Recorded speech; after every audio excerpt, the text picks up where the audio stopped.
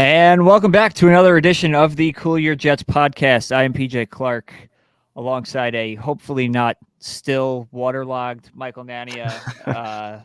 Ben Blessington is out, suffering, another loss, 2-game losing streak for the Chargers, 1-game losing streak for the Jets. A post-game show for a very depressing, no good, very bad 10-9 loss at home to the Denver Broncos. Michael, you were in the building. Have you dried out yet, I guess, to start here? My shoes actually haven't. I just found that out when I tried to put them on a couple hours ago. So those are outside, still recuperating from trying to carry my body through a gray, depressed, just dreary MetLife Stadium last Sunday afternoon, which I said last Sunday because it feels like it was forever ago at this point, because what an absolute grind that was.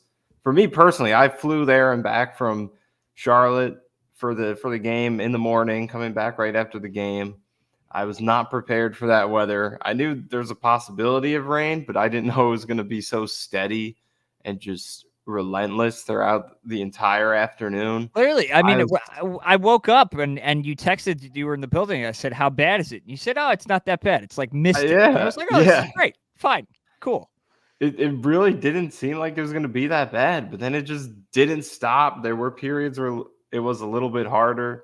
I ran for cover at halftime. I was considering just skipping the Jets' defensive drives. I was like, I'm going to run back up underneath the cover inside when the defense is out there, because I know it's going to happen. They're going to get a punt. They're not going to force any turnovers. And I'll come back out when we get to watch Aaron Rodgers. But I fought through it. I was standing the whole time. No care for the people behind me. Was not going to sit down on the soaking wet seat. I had to keep my blood flowing because I was freezing to no end throughout this game. But I thought it was going to be worth it.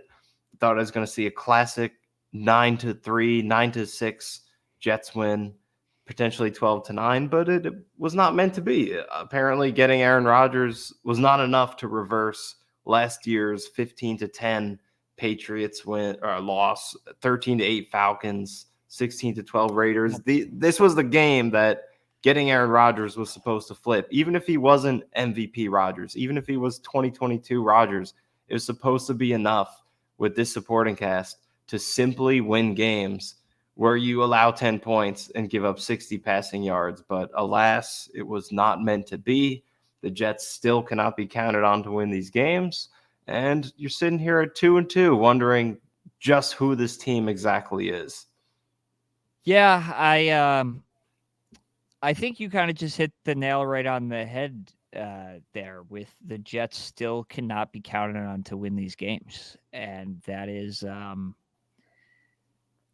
it's depressing to think about, like, really. And I don't really know why, honestly, but that game really put me in a place, like, I just didn't talk, like, I wasn't capable of speaking for like a half hour. Like, I didn't, that one really got me. And I think it's because of what you just said, that we're supposed to be able to count on the Jets to win these games now. And it wasn't supposed to be like this. And you weren't, yeah, you're going to have low scoring games, but there shouldn't be a game in which you don't score a touchdown. Or there shouldn't be a minute drive where you can't get any traction and you're relying on a 50-yard field goal from a kicker who looked horrible all day to try to win a game against a rookie quarterback. Like, none of this should be happening anymore. And it did, and it was bad, and we're going to talk about it now. And you said 2-2. You have the story of the NFL season overseas in London coming up next week. We'll preview that later in the week. Then you're home for Buffalo.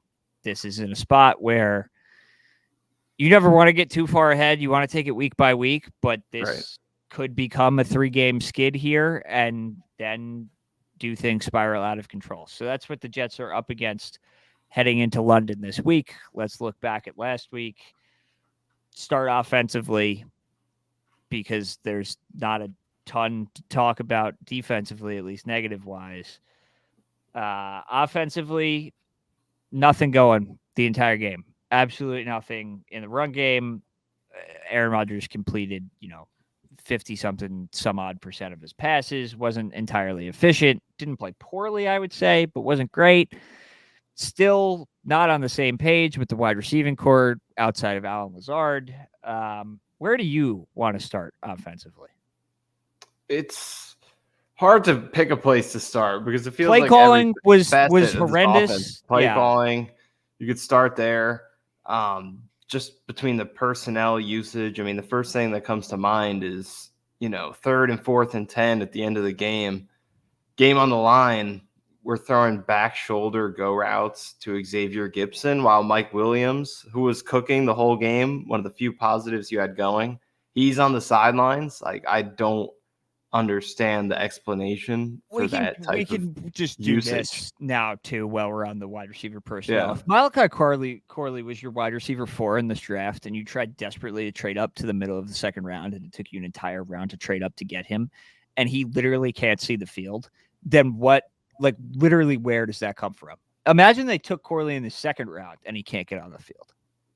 But it makes no sense at what this is point happening? because I understand if maybe there are some areas where he doesn't look as sharp as they hoped, whether it's, the subtleties of the route running, the timing with Rodgers, option routes, whatever it might be. Nobody But has timing none with of Rodgers. No, that shouldn't disqualify that too, anybody. that shouldn't matter. But especially in comparison to Gibson, there's no subtlety. There's no, kind of intangible thing that he's doing well right now that Corley can't. Corley can just as well go out there and run in a straight line. But at the very least, Rodgers can trust him to put that in a more 50-50 sort of spot. Because there was a vertical play earlier in the game where Rodgers targeted Gibson and he kind of overthrew him because he doesn't trust Gibson to put that in a spot where he's going to high point it. He has to drop that ball over the shoulder to complete that because he's not a contested catch threat. But with Malachi Corley, I mean, he's not the biggest body either, but he's a compact, strong player with good acrobatic skills and athleticism. He is a guy who could go up and get those passes. So he could just as well run that route and be a bigger threat to make a play on it and give you more of a catch radius for Rodgers. So I just don't see what Gibson brings to the table that makes him worth using over just experimenting with Malachi Corley. Even those third down give up screens that Gibson is getting, like Corley can easily catch that pass, and let's just see what he could do. So you could start there with an easy fix that you could point to, but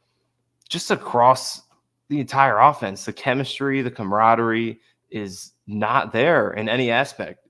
Start the run blocking, I think there just isn't any camaraderie or chemistry with the run blocking at all. You'll see them double team a defensive tackle while there's a linebacker backside who isn't getting picked up. You'll see guys start to climb while they haven't passed off a defender yet to another teammate. There's just a lot of chemistry issues, which I think is, it's good in the sense that they're not struggling because of a lack of talent.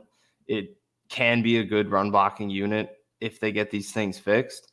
But at the same time, to fix something like that, it comes down to coaching. And you can't really trust this coaching staff with anything right now, especially offensively. So it's good and bad in those two ways. But then you got to look at the running back play too, obviously with Breece Hall specifically, because Braylon Allen's been great. But I think in fairness to Hall, you can say that Allen has kind of lucked into better blocking on his plays in the early going here. Do you think that's schematic? Because we talked about coming in this game that they're running more, duo interior with Hall versus a little more outside with Braylon. Do you think that's what it is? I think that's part of it. And, coming into the season, it seemed like the Jets were fit to be a gap inside running sort of team. That's what I was calling for, and a lot of people were. But it feels like the zone stuff has kind of worked better. I mean, just getting Braylon Allen going outside, whether it's, a traditional wide zone or in this game they had some split zone going where they would bring the tight end across the formation and he would go backside behind him. Like, that's the stuff that's been working.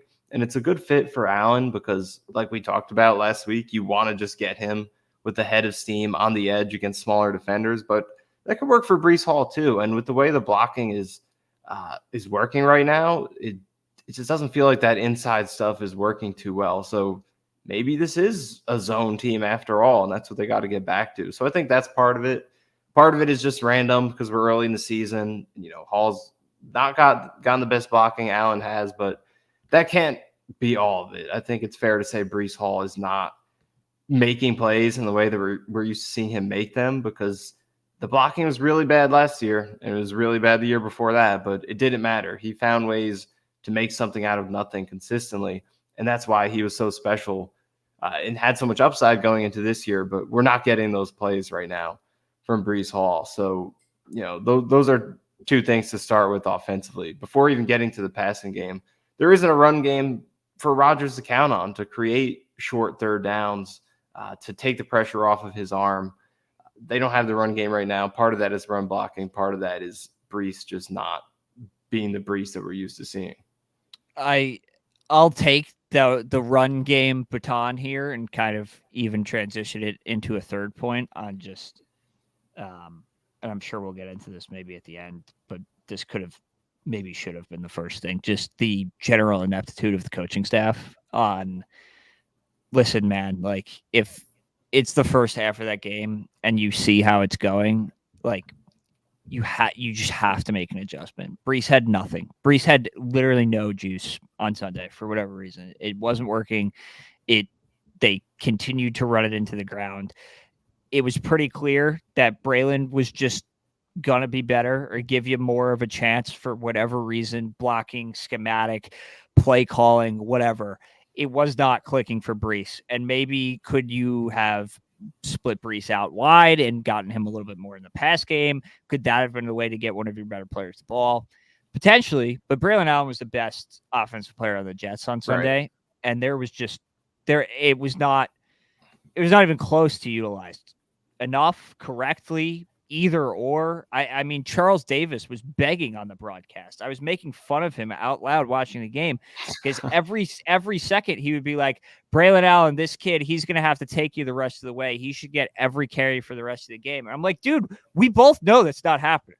They've never showed that he's going to take the load, even though he is at least battling back to the line of scrimmage on all of these plays. That's where I don't want to criticize Breece, because I do think you have a great point that the blocking, schematic or otherwise, has not worked out for him this year for whatever reason. But man, Braylon Allen gets hit behind the line. He's making that first guy miss. He's getting back to the line. He's dragging them back to the line of scrimmage, at least. And Breece has not done that this year. And Charles Davis is begging them to give Braylon carries. And it's like, dude, what coaching staff do you think you're dealing with? They're not making an adjustment. They're not going to do that. And if they did, I don't know if it gets you necessarily the win. I would like to think it does, but damn if it doesn't get you closer on a game-winning field goal opportunity. So I thought it was kind of gross carry mismanagement or snap disparity between the two, when it was pretty clear that one was working and one was not. Yeah, and the main point here is just the lack of ability to feel the game flow and make adjustments based on that. And that's been a consistent theme throughout this coaching staff's tenure, and it's bled into this year.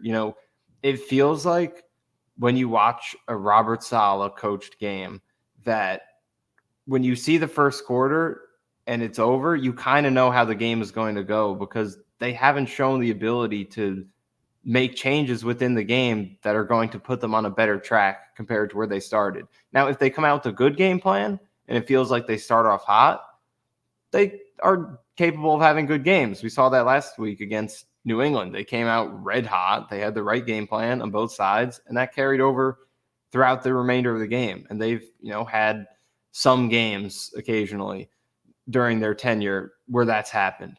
But if they come out slow, you just know that it's not going to change. Outside of the Tennessee game in week 2, I guess you give them that. We just haven't seen an ability to rebound from a slow start, find new solutions, feel the flow of the game, and adjust the game plan based on that. Because, look, we don't want to bury Breece Hall 4 games into the season after what he did last year and the expectations we had for him coming into the season. He's still the best running back on this team, and he could still be one of the best running backs in the league. And one game against the Broncos doesn't change that. This 4-game sample doesn't change that. But on this particular day, it was just a night and day difference for whatever reason that may have been, whether it's the schemes you had called for each of these running backs and how that matched up against Denver, whether Hall had some sort of ailment that we don't know about he's dealing with, whatever the reason might be, the results were clearly different, and they just didn't adjust based on that. And you can also go back to what I was saying earlier with the receivers. Mike Williams is making it happen on contested balls downfield. Xavier Gipson is doing nothing, but Gibson is getting the plays that Mike Williams was thriving on early in the game. It's just terrible player management and optimization of the talent that you have. And it's extremely concerning for this team going forward, because one of the biggest themes in the NFL this year is the impact that coaching can have. It is starting to feel like, literally look at Minnesota. Minnesota has the Right, top 5 play right. caller and the best defensive Yep. coordinator in the league, and Sam's going to win the MVP. Yeah. It's starting to feel like not that talent doesn't matter, but there's just so much variance year to year in the league right now. And guys who, you thought you could write off are breaking out. Guys you thought were going to be surefire long-term superstars are tapering off. And it's because coaching is kind of dictating a lot of what's happening right now offensively in the league. Who could build the best game plans, make the best adjustments, and optimize the talent that they have? Because every player in the NFL can play. They're there for a reason, but who's going to put them in positions to make the most of their strengths? And the Jets right now with Nathaniel Hackett and Robert Saleh at the helm are not doing that in any way. So it's very frustrating, because the Jets can say as many times as you want, they have all this talent on paper, they're better than every team that they play, but it doesn't matter if their coaches are getting 50% out of the guys they have and the other coaching staff is getting 100% out of them. So that is something the Jets are going to have to work around potentially in every game this season if this coaching staff doesn't start to get its stuff together. Yeah, and I think even just furthermore to that point, like, we're at the quarter way mark of the year. We're through 4 games now. Like, it's a substance sample size at least to figure out what you got to do. I hope you're taking this opportunity before you go play a London game that is the pivot point of your season, really, like straight up. It is going to be in either direction, a ginormous pivot point, playing the hottest team in the league in a weird game at 9:30 in the morning Eastern time. You have 4 games now, and you might disagree with me, but to me, I think Braylon Allen has been your best offensive player through 4 games, your best skill position player. Like, yeah, guy sure. needs more than 9 touches a game. Like, guy has to, like, you just got to get him involved. You did a decent amount of 2 running back, which I liked in the second half on Sunday, but like, like, whatever preconceived notions we had for Garrett or Brees or anything, make an adjustment, and those guys will get better. I have every expectation that they're going to, but the way this is going right now, Braylon Allen needs like 12 to 15 touches a game. Has to. Like, he's good enough, and he's been good enough, and it's deserved, and that'll keep the offense going. And I don't necessarily know if I trust the coaching staff to make that adjustment, even moving forward, much less mid-game like I wanted on Sunday. Moving forward, are you okay being like, hello, rookie running back that we drafted in the 4th round? You've been the best guy we have so far. You're a part of the game plan now versus the change of pace guy that you have been through the first 4 weeks. Yeah, it's something the Jets should look into, because I think, Brees can benefit from that as well. I know coming into the season that you wanted him to be your 2,000-yard guy who's making big plays in both phases. And again, he could still be that, but this is it's not a negative. It's not a negative on anybody. You unearthed a star running back. Congratulations. Give him the ball.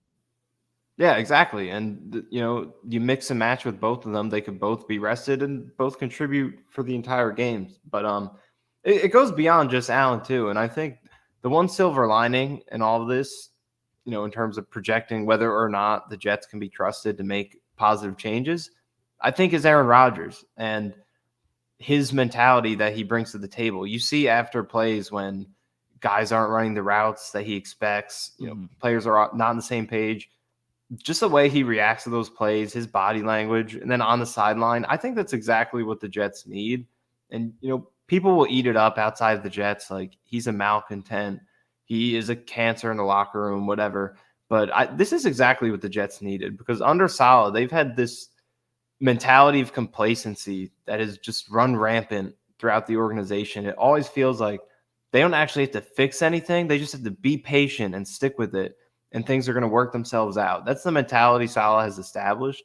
But Rodgers spits in the face of that. Just the way he talks about it in the press conference, he knows what the issues are. He acknowledges them, and it seems like that he is upfront with his teammates about what his expectations are and he what preaches he wants from them. accountability, which is Accountability. it's a change of That's the pace word. for literally anybody that stands at a podium with a Jet logo behind them. It has not been there under Saleh, and it's, I get positivity for the players having their backs and everything, but the Jets just have not fixed persistent issues through year 4 of Saleh now. Pre-snap penalties, not being able to adjust at halftime, coming out slow after big wins or after weeks of long rest or bye weeks. Big wins games have been few and far between, but they've had their nice wins. Whether it was the game against Buffalo in 2022, they got the big home win.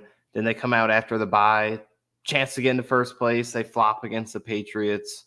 Last year they had a 3-game winning streak. Then they go out against the Chargers on Monday Night Football and get stomped. So when they've had any sort of positive momentum, it hasn't been maintained.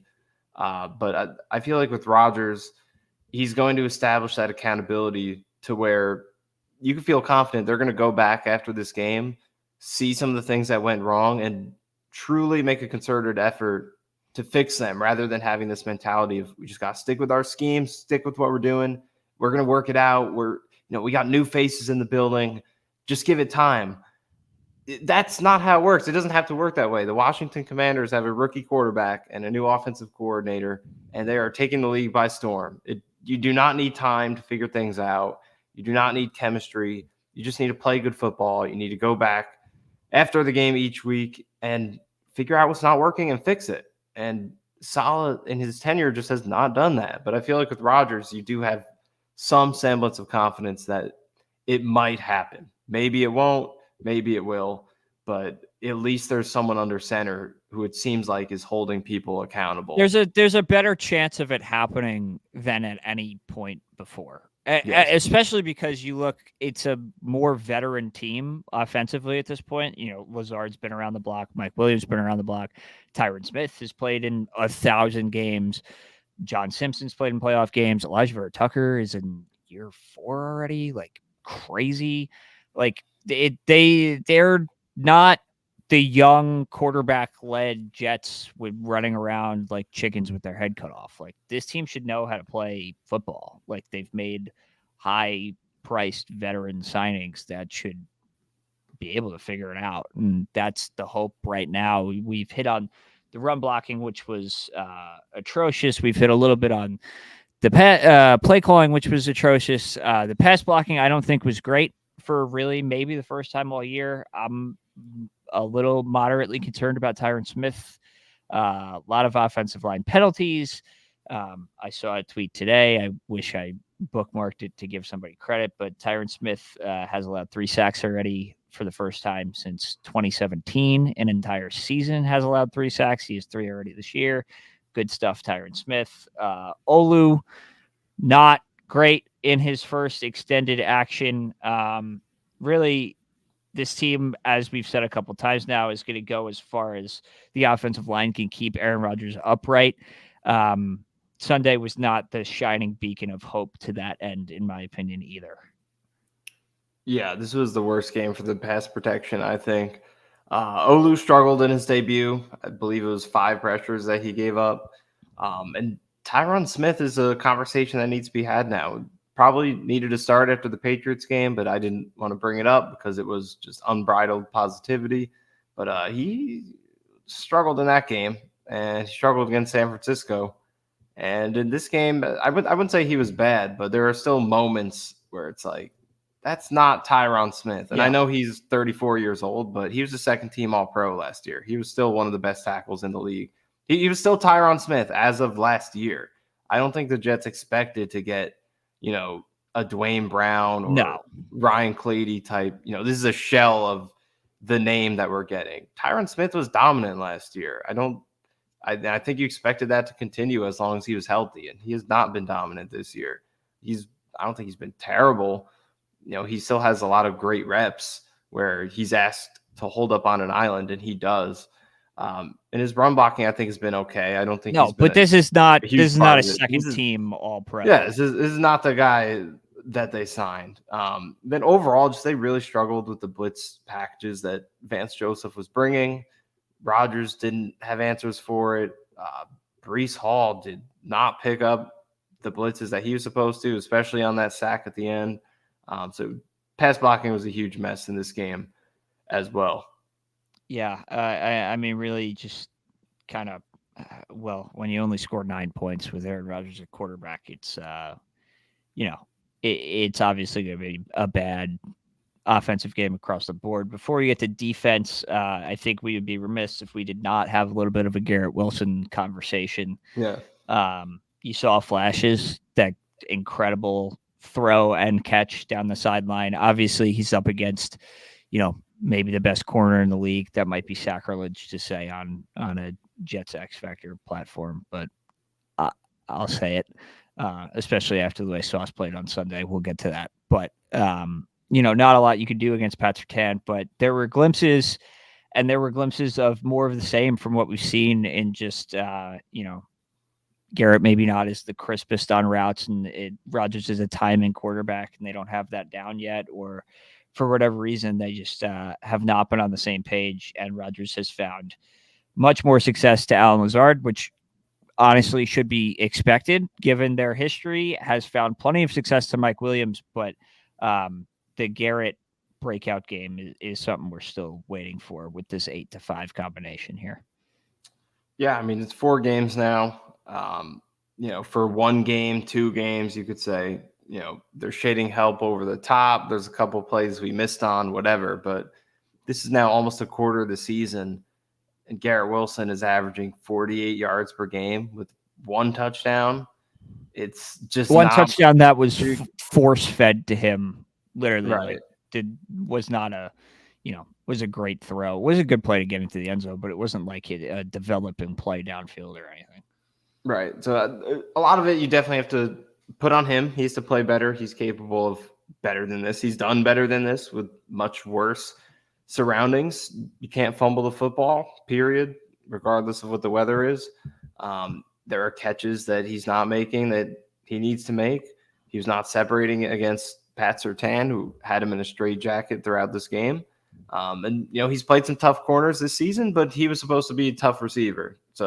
And he just hasn't been. So he has to be better, but a lot of it is just the timing between these two guys. It hasn't been there. And Rodgers has played well targeting pretty much anyone else. His passer rating is almost 100 when he targets anyone outside of Garrett Wilson. It's barely over 70 when he targets him. It's disturbing. So, with Lazard, you could see that the chemistry is there. Rodgers has given him chances on short passes, screens, and Lazard has made good yak plays, scramble drills and blitz plays. Lazard he just has the feel for it. Sometimes it's hard to describe, but I made fun of Charles Davis earlier. He actually made a great point to this end on the broadcast of that. Lazard knows when you're running downfield, he runs with his eyes back at Aaron because he knows the ball could be coming at literally any second. And this happened 2 or 3 times on Sunday where Aaron just ripped it to Garrett, who was not looking and was not ready for it. And that's, Allen Lazard has played 6 years with this guy. There was that one play to Lazard. I mean, whatever the route was, I forget if he just ran a go or if it was a curl, but something vertical. But Rodgers just pegged it at him back shoulder, low to the ground, and Lazard went down and got it. And those are the type of plays that they're just not hitting with Garrett Wilson right now. And I think a lot of it, I honestly think it's more of Garrett needing to adjust his game to Rodgers because Garrett has been he's a freelance route runner. He physically has as good of a route running skill as any receiver in the league just because of how quick his cuts are, how deceptive he is. But a lot of what he does is just so like I said, freelance. I think he throws a lot of double moves, has creative releases, And, with the Jets having no quarterback the past few years, he's just been allowed to do whatever he wants, and he's going to get targeted, time after time again. But with Rodgers, he wants to get the ball out quickly. Everything is very precise and crisp. I think with that's Aaron a Rodgers. really interesting point by you too, because if you're, Garrett was trying so hard maybe in past years because he knew, there was the level of open that Garrett Wilson has played with in terms of quarterback, like how open do I have to be for Zach, Right. for Tim Boyle, for anybody else, versus how open do you have to be for Aaron Rodgers? You don't have to be open. Just turn your head around and the ball will be Right. there. Whether you think there's a window or not, the ball is coming. And maybe he is just used to, damn, I need 3 yards downfield for Zach to even give me a chance kind of thing. And that's just a timing situational thing that hasn't happened yet. But then why didn't this come up in camp at all? In Right. camp, he's killing everybody he's up against.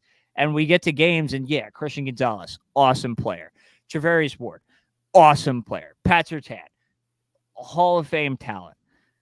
Sure, this is not Emmanuel Forbes we're talking about, but like, can't get anything going? Literally anything?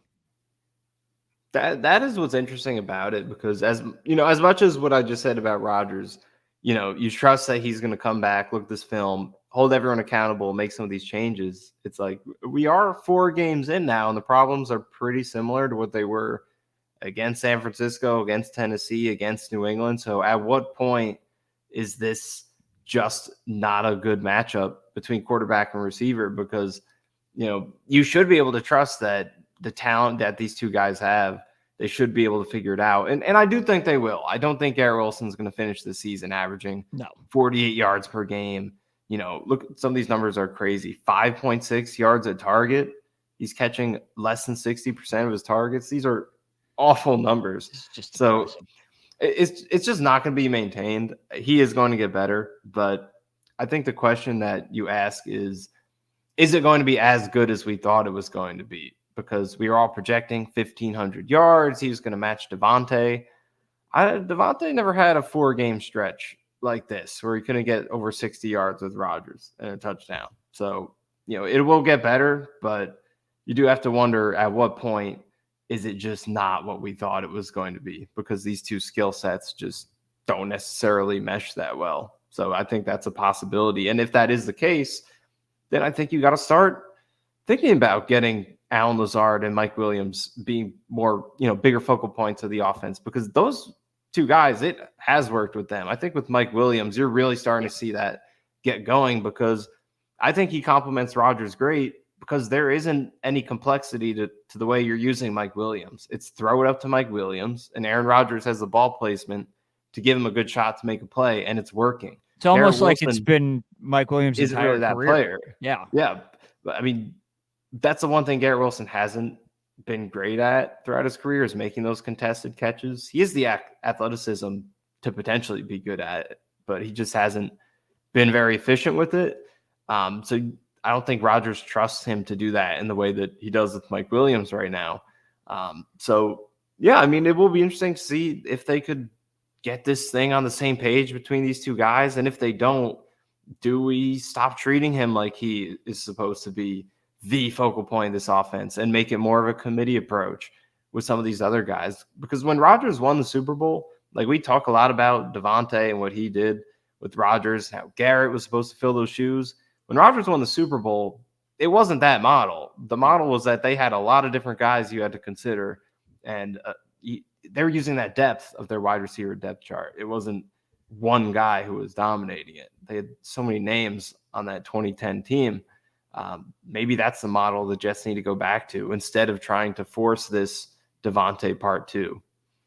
No, and it's always going to be a question of Mike Williams' health, but I think you're seeing the snaps steadily go up. You're seeing the types of routes maybe that he's running evolve over the past couple of weeks as he's getting healthier and healthier. I don't think we've seen 100% Mike Williams yet in terms of what he can be and snap share and maybe his route tree on what the Jets want him to run, although what he's done to this point has been awesome. and just keep on doing that. But they clearly have established some real connection there. Obviously, I've um, oddly been pounding the Lazard drum for a long time here, and I'm pretty happy with the early returns. I think he's looked pretty good and has made plays down the field.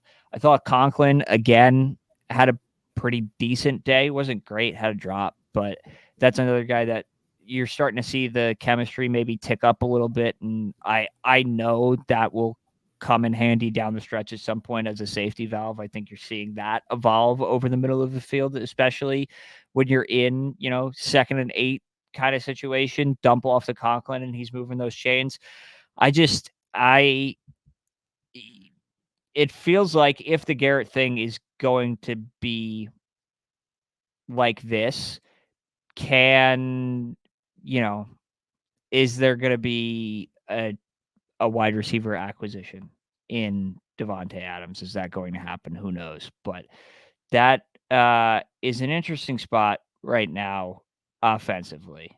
Yeah, I mean, I do think it does kind of make the Devontae possibility more intriguing because, if Garrett were the guy he was supposed to be, would it, potentially be the best usage of resources? Maybe not. But if this connection isn't going to be what the Jets thought it would be, maybe it does make sense to go all in on that. And then Garrett could slide into a role where they use him based on his strengths. Devontae could maybe be a little bit more of the focal point, or not even to the extent that he used to be, but they could complement each other and each be used in roles that make sense. So it's something that's worth keeping an eye on as the season progresses. The Raiders won their last game here, so they're 2-2. Not necessarily off to the worst start, but if they're not in the mix by the trade deadline, maybe it happens.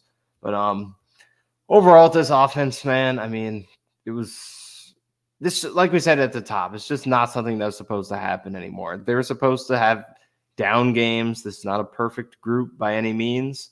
Every team is prone to bad games, regardless of how good you are.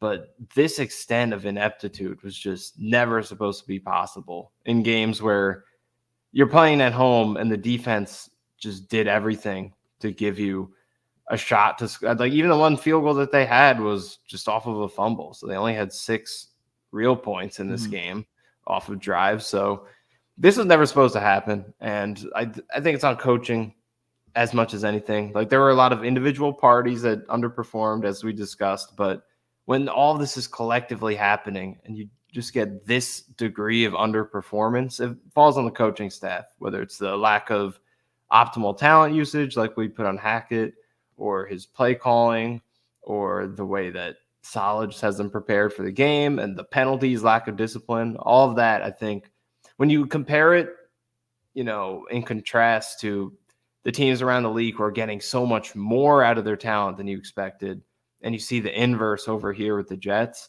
that just points to the coaching not doing a good job of optimizing the talent. So it's on them, and it was the biggest concern coming into the season outside of health, and it will continue to be until proven otherwise. Yeah, so, I mean, like the Jets are just, they're in a position where I think I certainly undervalued it preseason. I thought the talent could make up for it, but to a certain level, like, that's impossible. The talent can only do so much. That the Jets are at a point where they are at a coaching disadvantage every week, most weeks. Like, I don't know who else you're putting up there. Jacksonville, the Raiders, like, there are some other teams that are poorly coached, but it's a short list, in my opinion, and especially when you're going up against a disparity like Minnesota, for example. I think Sunday has the potential to really shine a light on that. I mean, like, Sean Payton was terrible on Sunday, like 2 challenges that almost lost them the game, like, just by not having a challenge at the end to challenge Rodgers fumbling there on that sack. So I didn't think Sean Payton was flawless by any means. I thought he was honestly bad, and he doesn't really have an NFL quarterback to play with, and that again is his own fault. But I thought Vance Joseph was great and dialed up exactly what he needed to, and that is just something that the Jets, whether it was Hackett, whether it was Keith Carter, whether it was Saleh, just could not adjust to. And when you're playing at such a coaching disadvantage, I wouldn't say Mike McCarthy was great all those years in Green Bay. He wasn't. We lived through this before, but Rodgers could only do so much. And this version of Rodgers possibly can only do less with maybe a worse coaching staff. So that's really it's a tough spot to be in, no matter how much talent you have on the roster on paper. Yeah, and with Vance Joseph, I think he did a fantastic job really exploiting some of the things that the Jets are struggling with right now. Because, like, looking at that film last week or the previous week against the Bucks, I really thought the Jets had an opportunity to have a good game because the success that they had against Baker Mayfield was off of their blitz, a lot of very creative stuff. You know, you had safeties coming from 5-8 yards off the ball, 6-7 man pressures, just very exotic blitzes that worked, but there were also wide open receivers that Mayfield just wasn't hitting because he was so rattled by it. But you figured that Aaron Rodgers in the same position would find those answers that Mayfield wasn't, but it didn't happen. And I think that's because of the issues we talked about. The timing with the receivers isn't there. So maybe Rodgers has an idea of what the answer is, but the receiver is not where he expects him to be. The pass protection has been good this year, but some of their lack of chemistry together was exposed in this game, as well as, you know, not the greatest help at running back was exposed by the blitz packages. So Vance Joseph hit him where it hurts. And he also had him ready for the run game. It just felt like every single time the Jets ran the ball, the Broncos were anticipating it and had an extra man in the box to defend the run. So the numbers advantage was an issue for the run game as well, which is another thing you put on the play calling because the run game wasn't unpredictable enough and the Broncos were able to anticipate it. So Vance Joseph just coaching circles around Hackett in this game. Yeah, I have a feeling we'll be saying that more, unfortunately, in the future. So it's up to Aaron Rodgers to see. Brian Flores this week, so don't even get me started. That's a conversation. A lot of the same challenge, but that's why it is a great opportunity to see what they're made of. I mean, totally. You're going to get a lot of what you saw this week. So if you can't turn around and make adjustments, then it's probably not going to happen. Probably not going to. Not going to bury the whole season in week 5, but this is your chance really to, and we'll get more into this game later this week, but, you know, just on this topic right now, this is your chance to take what didn't work last week, self-inflicted wounds, things that didn't have to do with talent, just lack of chemistry, lack of smart football, and turn around against a very similar defense. Can you get out of your own way? Yeah, exactly. And if they beat you, they beat you, but you can't have the penalties. You can't have the complete inability to pick up a stunt. You can't have and we're 45 minutes into the offense, but that's really where the problem was. Like, I don't want people to think that we're giving Rodgers a pass here. He wasn't perfect, like especially in particular the throw to Conklin, coming across over the deep middle. I think it was a second and long that was 30 yards that he one hopped. Like, it's a bad throw, bad miss, terrible miss. He'll be the first one to tell you that. Like, Rodgers was not perfect. I wouldn't even say Rodgers was good, but it's the least of the problems right now. It's literally last on the list offensively. Yeah, I would agree with that. Like, out of every offensive position group, I do think quarterback was last. And again, that's while saying this was, I would say maybe I think it was his worst game of the year. Yeah, I think in terms of the number of throws that he missed, there were some sacks that he maybe didn't have to take. Overall operation of the offense and diagnosing the blitzes, checking in and out of runs, not very efficient. So, like we said coming into this year, Rodgers is going to make up for Hackett, run the offense at the line. So he also, as much as we're going to blame Hackett, if we're going to praise Rodgers for overcoming Hackett and running this offense, then he should also be criticized for, not getting out of runs with numbers disadvantages and things like that throughout the game. So not a good game in that regard either. But I do think in this game, even if this was his worst, there were a lot of great plays that he made in this game. You could still see physically the progression. Like, he's keeping the ball in read options. He's dodging sacks. He's, running into hits and chucking darts over the middle against blitzes to Allen Lazard. Throwing across his body over the middle. Like, he had probably 6 to 7 wow plays in this game that, he needed to be great to make something happen. And he did with his ball placement, his accuracy, and his overall playmaking. So I think the mobility took another step forward off of what we saw against New England last week.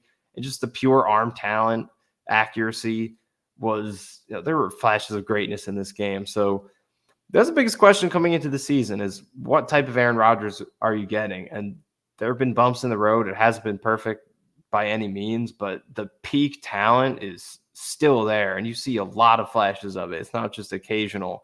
So with that in place, it does give me some hope for this offense going forward, that if they could fix some of these other things, they have a really good quarterback in place. Maybe not an MVP, like we were maybe prematurely talking about last episode, but still a great one. I mean, he's the 7th highest graded quarterback at PFF right now.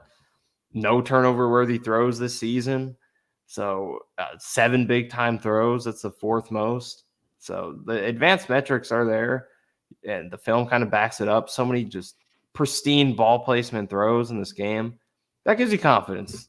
They have one of the most talented quarterbacks in the league still. So if they could get some of these other things figured out with him at quarterback, you have some confidence that they will. There is a ceiling for this unit. Yeah, that's a good way to leave it, I think, on the offense. Let's go to the defense. Obviously, 10 points allowed, pretty good. Bo Nix, -7 pass yards at the half, really good. Running the ball in the first half was a not the easiest thing in the world for Denver.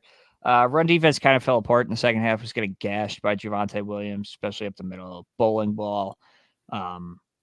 I think there were some bright spots on defense. Quincy Williams, I thought, was the best player on the field for both teams. I thought he was unbelievable. One of his best games as a Jet. Huge coming up with that fumble. Really has kind of taken the baton after CJ Mosley is going to be out. It seems like that Mosley toe injury gets worse every week. The more that Quincy and Sherwood end up playing well together. So I don't know when we're going to see CJ again, if we're going to see CJ again. I hope we do. I think that is going to be historically a really underrated Jets tenure. But right now, whatever they're doing is working up the middle with those two guys. DJ Reed, I thought, played pretty well, a great tackling game.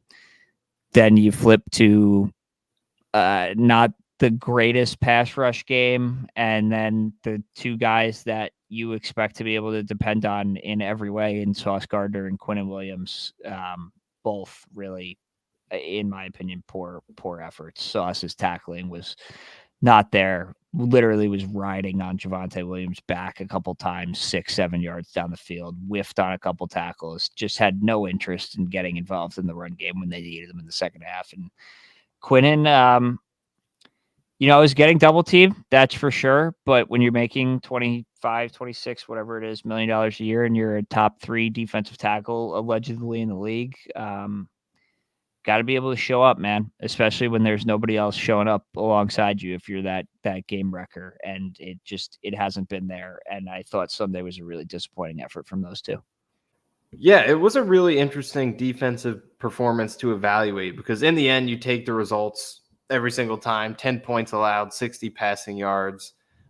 Denver had the ball 13 times, and they only scored the 1 touchdown.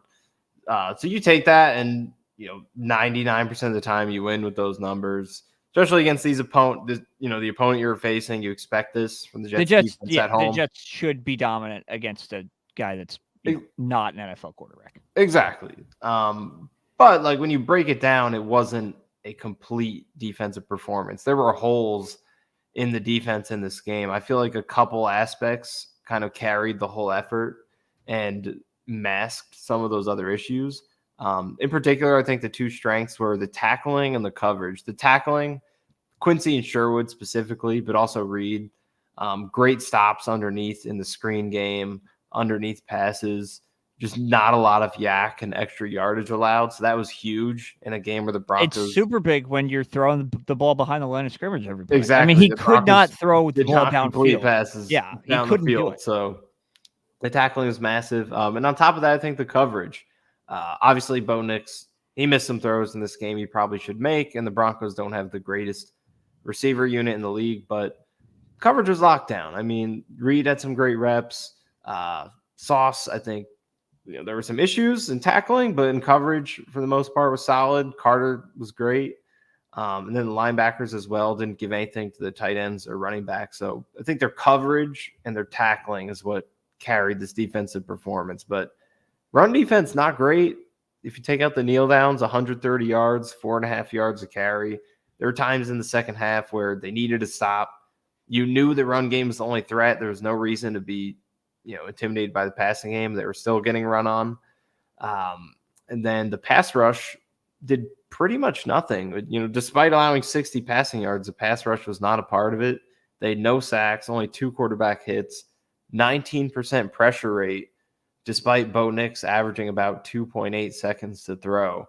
So pretty much no pass rush outside of Will McDonald. He had 4 pressures, but no other defensive lineman had 1. So no pass rush, but the coverage overcame it. The tackling overcame it. But still some things to work on. I think against better teams, such as MVP candidate Sam Darnold, it's not going to be as successful with that type of pass rush, no matter how good the Jets' coverage is. So there are still a lot of things to work on defensively after this game. Sauce, like you said, his tackling I think he's still been great in coverage this season outside of the Tennessee game, which even then was, largely just 1 touchdown that barely got by him.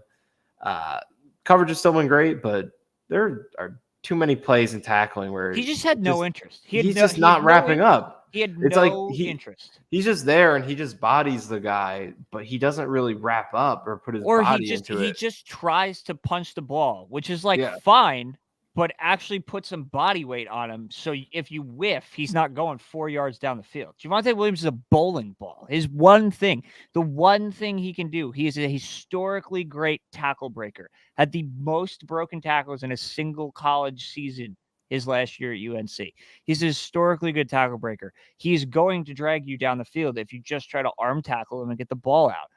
You have to be better than that against. That is his one thing he can do. Yeah, the tackling effort from Sauce needs to be better. And then Quinnen Williams, like you said, 4 games in now, I think it's time to call him out and just acknowledge that he needs to be better. I know he's getting doubled. The Jets don't have much of an edge rush, but Javon Kinlaw next to him has played pretty well. He's taken some attention off of him. He's been penetrating, doing a good job of that. So it's not the worst situation in the world. And he was doubled the last 2 years, and it didn't affect his production. Quinnen Williams needs to be a lot better. Outside of the Patriots game, it's been a very quiet year. No pressures in this game. Only 1 tackle. He's got to be better, period. There's not really much else to say about it. And that's really the story of this Jets season so far. A lot of the question marks have been answered. It's the guys who you thought you could count on who aren't stepping up. Garrett Wilson, Breece Hall, Quinnen Williams. These are the guys who you thought, we know they're going to be good. But will Mike Williams be healthy? What will we get from him? Will Lazard bounce back? Will Aaron Rodgers be Aaron Rodgers? Will Tyron Smith stay healthy? Although he hasn't played up to expectations either. That's really been the biggest issue so far, is the guys who you thought you could count on. Yeah, it's just, it's weird, right? It's a total deviation from where you thought this season would go, which is kind of normal, I think, to some extent. It's never going to go how you draw it up, but man, you think you look at pillars of the organization and the pillars are not entirely standing up through 4 games, which is good because you're still 2-2 coming out of that. I think that's a positive. You beat 2 really bad teams. I think that's maybe a negative when you look at it from that standpoint, but even, and this is so reductionary and stupid that I almost just hate that I'm saying it, but I think it's a decent example that you look at the infamous jersey reveal from the updated oval shape and the pillars of the organization of Sam Darnold and Jamal Adams and Chris Herndon and Quincy Enunwa. And then you look at this year and it's Quinnen Williams, Garrett Wilson, Breece Hall, Aaron Rodgers, and CJ Mosley. 4 of those guys have given you nothing. And they're not as bad, obviously, as the other guys. But when you're talking about, all right, the pillars are much better than they used to be. Absolutely agree with you. 4 of those guys have not given you really much through a quarter of the season, and that is disappointing and a major reason of why you're sitting at 2-2 and maybe not 3-1. Yeah, and like there comes a point where the production has to have more, carry more weight than the perception of how talented these guys are. And that's not to write off what any of them have done over multiple seasons coming into this year. And I think it's a near lock. Brees Hall is not going to finish with 3.1 yards per carry, No, less than you Dalvin Cook can't write last any year. of them off. Maybe you could write CJ Mosley off, but you can't write any Right. of the other 3 of them off. Right. So like this isn't to say they're not going to get better, but there has to come a point where like there weren't supposed to be any excuses this year. That was the point of this team. They had enough pieces in various places where it's okay. Like Garrett Wilson, you have a quarterback now. Brees Hall, you have lightened boxes and good blocking now. Offensive line, you have a quarterback who could set the protections and get you into the right blocking looks in the run game. All the stuff was supposed to complement each other. There's not really an excuse for guys not producing. So we're 4 games in here. There's 13 to go. We're almost a quarter of the way through. There's still a lot of football left to be played, but it's past 1 game, 2 games, 3 games now. There has to come a point where the production matches the hype. And to this point, there's a lot of guys who aren't matching what they're supposed to do. And it's unfortunate because you have quite a few guys who are exceeding what they were expected. Allen Lazard has gone way past, I think, even his biggest fans thought he was going to do this season. I did not think Allen Lazard was the leading receiver through 4 games. No, by no means. And Mike Williams has quickly progressed. He looks back to being the Mike Williams you hoped you were getting. Braylon Allen has been a revelation. There have been a lot of positive things going on. Quincy has gotten better. Sherwood has been unbelievable. Sherwood. Kinlaw has been above average. Everything you could have expected. In a season where you really needed it, with even more adversity than you expected on the D-line, has stepped up. So a lot of the biggest question marks have been answered. The safety play has been pretty decent, whereas that was, I guess, a question mark coming in. Like, it's weird that the even question Greg mark, the leg you could throw into that. Another guy you thought you could rely on. Yeah, it's just been in some ways it's promising though. That. He had that rough preseason finale. You were on that. In this game. I knew he was. I'm not gonna say I knew, but I didn't feel good about that kick going into it. He barely made the previous one. He didn't look good in warm-ups. That's my in-person report from MetLife Stadium, brought to you by Jets X Factor, exclusive content. So I didn't feel great about it, but in some ways it's promising though, because it does feel better to have to rely on players as talented as these, Garrett Wilson, Brees Hall, Quinn Williams, players with that talent and track record to bounce back than if some of these other issues like Will McDonald, safety play, Allen Lazard, like to rely on those guys to bounce back, it would be tough because they all had serious questions. And if they continued struggling, you didn't know if that was something that could be solved. But these other players playing the way that they're playing can be solved because we know they are capable of so much better than what they've done. So in that way, it's promising, but clock's ticking. It's 4 games at this point. You gotta start showing it soon. Clock is ticking. Clock is ticking on London time come Sunday. We'll be back later this week to preview it, but had to get a nice just under an hour long vent session in here after, again, an incredibly disappointing, disheartening 10-9 loss to Bo Nix, Sean Payton, and the Denver Broncos at home on Sunday. So keep it locked, jetsxfactor.com. Everybody's going to be fired up to go across the pond, I'm sure, this week, and there will be no shortage of national media attention on this game for very, very obvious reasons. But I'm excited. I think this is, as you said before, a great test against a similar defensive scheme, and the best wide receiver in the league and the guy who's playing some of, if not the best quarterback in the league. You're facing a top 3, top 2, top 1 game plan defensively. So can Quinn Williams show up?